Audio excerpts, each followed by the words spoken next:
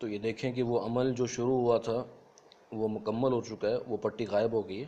اب ہم واپس جاتے ہیں شجرے پہ اور ایک بار اس کو روٹیٹ کرتے ہیں تاکہ شجرا تازہ ہو جائے۔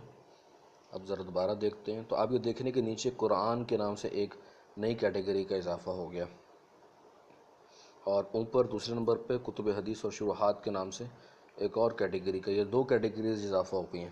کتب حدیث اور شروحات کے اندر یہ حدیث شریف کی 11 کتب امپورٹ ہوئی ہیں، کسی ایک کو کھول کے دیکھ لیتے ہیں۔ شمائل ترمذی مترجم، یونیکوڈ کا مطلب کہ یہ یونیکوڈ مواد ہے، اس کو آپ بڑا کر سکتے ہیں۔ یہ اوپر عربی عبارت، نیچے ترجمہ ہے، اور یہ اسی طرح اس کی فہرست ہے۔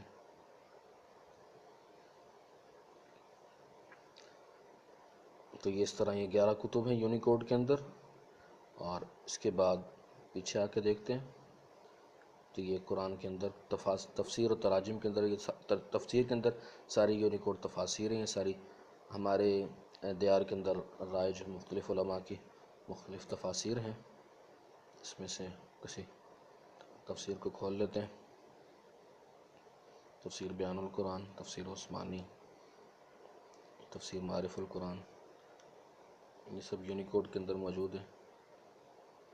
ہر صفحے پہ آپ کو ایک آیت، اس کا ترجمہ، اور اگر تفسیر موجود ہوگی تو تفسیر کے نیچے تفسیر ملے گی۔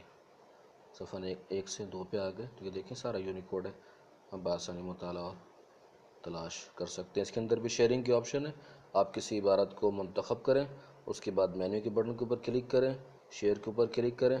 یہ عبارت اگر آپ چاہیں کسی کو SMS کر سکتے ہیں، ای میل کر سکتے ہیں، واٹس ایپ کے ذریعے بھیج سکتے ہیں، وغیرہ وغیرہ، جتنے سافٹ ویئرس آپ کے پاس ہیں بآسانی آپ اس کو شیئر کر سکتے ہیں۔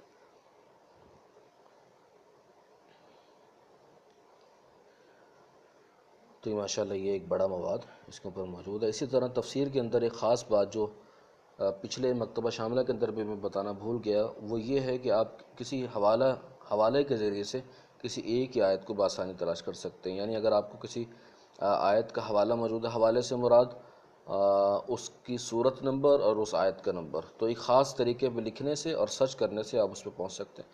مثال کے طور پر ابھی آپ یہ دیکھیے کہ ہم یہ مین اسکرین پر آ گئے، یہاں پہ ہم سرچ کے بٹن کے اوپر سرچ کی آپشن استعمال کرتے ہیں، تلاش کریں، اور اب ہم اسی صورت کو دیکھنے کی کوشش کرتے ہیں۔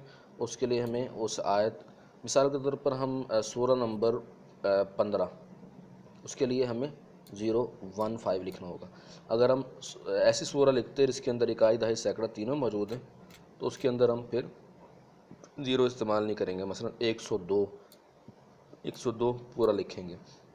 اور اگر ہم ایسا سورہ نمبر لکھ رہے ہیں جس کے اندر صرف اکائی موجود ہے، سینکڑہ اور دہائی نہیں ہے، تو اکائی تو دہائی اور سینکڑے کی جگہ پر ہم 0 استعمال کریں گے۔ یعنی آپ نے 3 عدد کی صورت میں لکھنا ہے، اگر دہائی موجود نہ ہو تو اس کی جگہ 0 لکھنا ہے، سینکڑا موجود نہ ہو اس کی جگہ 0 لکھنا ہے، اور اس کے بعد یہ ہم نے 4 لکھ دیا۔ اس کا مطلب یہ ہوا کہ اب ہم سورہ نمبر 4 کے اندر تلاش کرنا چاہتے ہیں۔ اس کے بعد آپ نے بغیر اسپیس کے، یہ کالن کا بٹن ہے، اوپر نیچے 2 نقطے جو ہوتے ہیں یہ ڈالنا ہے، اور اس کے بعد اب آپ نے اسی ترتیب پر آیت کا نمبر لکھنا ہے۔ اگر آپ کوئی آیت لکھنا چاہتے ہیں جو کہ 100 سے اوپر ہے تو آپ سمپلی لکھ سکتے ہیں، 123 نمبر آیت اس طرح لکھ دیا۔ اگر آپ کوئی ایسا عدد دینا چاہتے ہیں جس کے اندر سینکڑا نہیں ہے تو پھر آپ 10 استعمال کریں گے، جیسے 25۔ اور اگر آپ کوئی ایسا عدد دینا چاہتے ہیں جس کے اندر صرف اکائی ہے تو پھر 20 استعمال کریں گے، یعنی دہائی اور سینکڑے کی جگہ پہ 0 استعمال کریں گے، جیسے کہ 5۔ فی الحال ہم کیا کرتے ہیں کہ اسی کو لکھا رہنے دیتے ہیں، اور یہ ہم نے لکھ دیا حوالہ نمبر، اور اس کے بعد یہاں پہ قرآن کے سیکشن کو منتخب کرتے ہیں، کیونکہ اس کے اندر وہ تفاسیر و تراجم جو اس ترتیب پر تیار کیے گئے ہیں کہ ان کو آپ حوالہ نمبر کے ذریعے سے تلاش کر سکیں۔ اس کے بعد اب ہم تلاش کے بٹن کے اوپر کلک کرتے ہیں، یہ تلاش شروع ہو گئی۔ کیونکہ تلاش ایک بڑے ڈیٹے کے اندر ہو رہی ہے، اس لیے تھوڑی دیر کے لیے آپ کے موبائل کی اسکرین جو ہے وہ بلیک ہو جائے گی، اور جب یہ تلاش کا عمل مکمل کرے گا تو آپ کے سامنے تلاش کے نتائج آ جائیں گے۔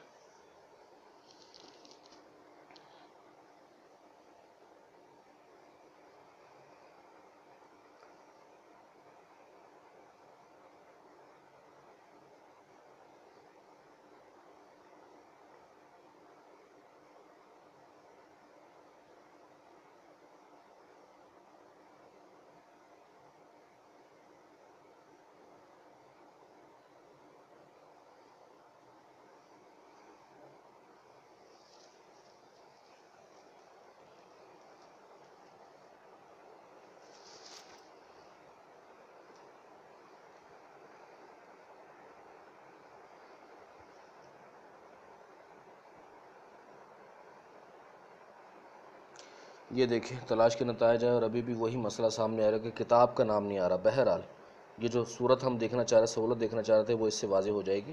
ہم کسی کے اوپر داخل ہوتے ہیں تو دیکھیں سورہ نمبر 4 اور اس کی آیت نمبر 5 کا یہ ترجمہ قرآن کریم ہے۔ یہ ہندی کے اندر اس سے نکل کے آیا۔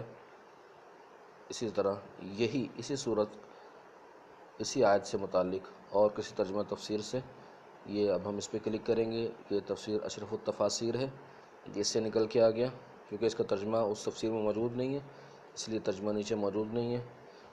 کسی اور کو دیکھیں تو اس کا فائدہ یہ ہے کہ آپ ایک ہی آیت کو بآسانی مختلف تراجم اور تفاسیر سے دیکھ سکتے ہیں۔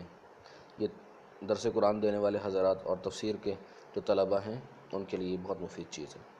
اس کا یہ مطلب نہیں کہ آگے پیچھے نہیں جا سکتے، باقی پیچھے بھی جا سکتے ہیں نتائج کھولنے کے بعد، لیکن خاص آیت کو دیکھنا ہو تو اس کا یہ آسان طریقہ ہے۔